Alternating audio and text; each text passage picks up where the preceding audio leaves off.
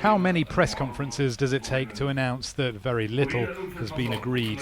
With the Russian-hosted inter-Syrian talks, the answer is 3. One from the opposition, one from the mediator, and one from the representative sent by Damascus. It was Syria's top UN diplomat Bashar al-Jaafari who put the best spin on things. I can say that our assessment of what happened during the second meeting is positive. We managed to find a common denominator and secure our common approach to a number of key issues. But the opposition, troubled by its own internal disagreements, was damning. He played with us, talking about terrorism and what can you do with terrorism and etc. This was very disappointing. The possibility of more negotiations, either in Moscow or in Geneva, Switzerland, was left hanging in the air.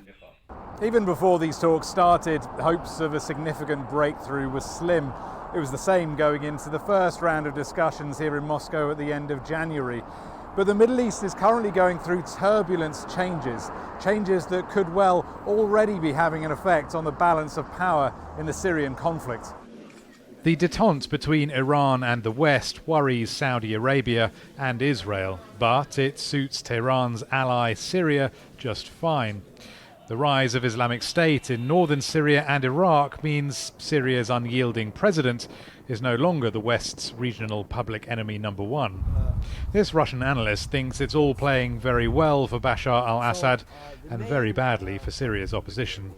Iran could help Syrian forces who are loyal to Bashar al-Assad government to fight off these Islamic militants. One thing is sure, that Bashar al-Assad is quite stable, and he actually the president who is ready, to my mind, to deal with opposition. The man who mediated 4 days of talks here, Vitaly Namkin, thinks it's positive the delegates didn't get into a fist fight.